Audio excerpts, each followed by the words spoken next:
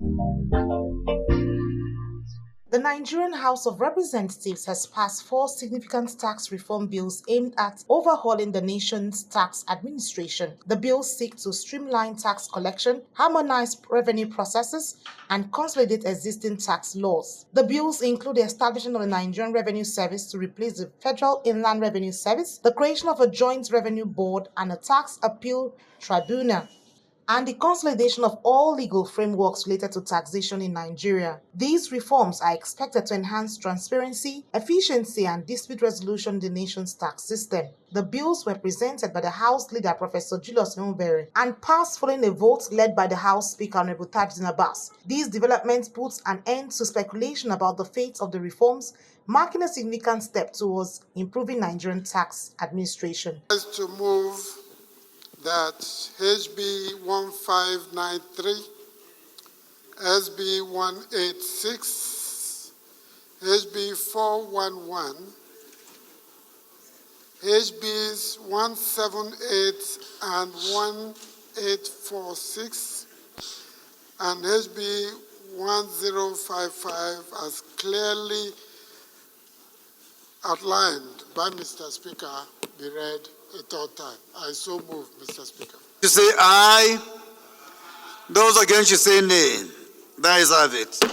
Clerk. In another development, the House of Representatives is taking steps to strengthen legislative integrity through a new measure aimed at verifying bills before they are sent to the President for assent. The move follows concerns over discrepancies in bills passed by the National Assembly. Leading the motion, Honorable Sada Soli noted that some bills forwarded for presidential assent contained errors not present in the original version approved by both the Senate and the House. Honorable Soli emphasized the need for thorough verification to prevent mistakes, pointing to a recent instance where the President declined to sign a bill due to such errors. In response, the House has mandated the Clerk of the National Assembly to return authenticated bills to the clerks of both chambers for final confirmation before transmission to the President. This mandatory process aims to ensure that no unauthorized changes occur, safeguarding integrity and the legitimacy of the legislative process. Ensure that the clerks of both houses verify the authenticity and accuracy of bills passed and forwarded to the President, certifying that no alteration or errors have occurred during the authentication process, and also ensure that this confirmation process be made mandatory for all bills, including constitution alteration, to guarantee the integrity and legitimacy of legislative process. I so move, Mr. Speaker. Reacting to the development, Deputy Speaker Honorable Benjamin Kalu shared his personal experience of having a bill distorted during the legislative process. He expressed support for the motion, highlighting the importance of protecting the integrity of the House. The House discovered that most of the hard work that we put into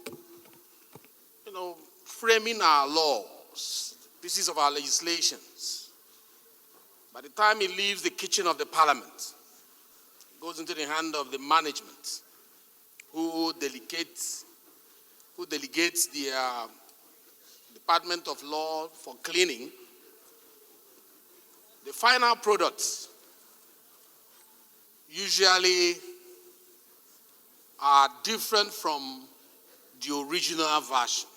Also, the House of Representatives has launched a probe into the non-remittance of the 5% road maintenance user charge on petrol and diesel. This levy, outlined in the Federal Roads Maintenance Agency FEMA Amendment Act of 2007, is meant to fund road maintenance across Nigeria, with 40% allocated to FEMA and 60% to state roads maintenance agencies. Reports indicate that the now defunct Petroleum Products Pricing Regulatory Agency failed to remit funds to FEMA despite directives from the National Assembly. In a motion moved by Honorable Fred Abedi, he argued that this non-compliance has worsened road conditions, increased accidents, and strained the economy. In 2016, the PPPRA was directed to remit 634 billion naira, but compliance remains unclear. In response, the House has set up an ad hoc committee to investigate the status of the 5% user charge, assess outstanding funds, and identify those responsible for the discrepancies. The committee has 4 weeks to submit its findings. Concerned that the non-remittance of these funds has severely limited FEMA's capacity to maintain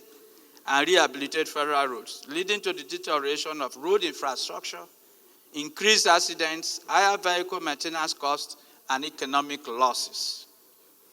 Also concerned that the defunct PPRA justified its own non-compliance by arguing that implementing the 5% user charge will increase fuel prices despite the clear legal requirements for such remittances.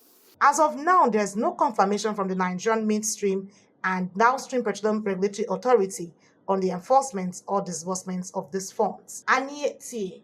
Patrick, Co TV News, Abuja.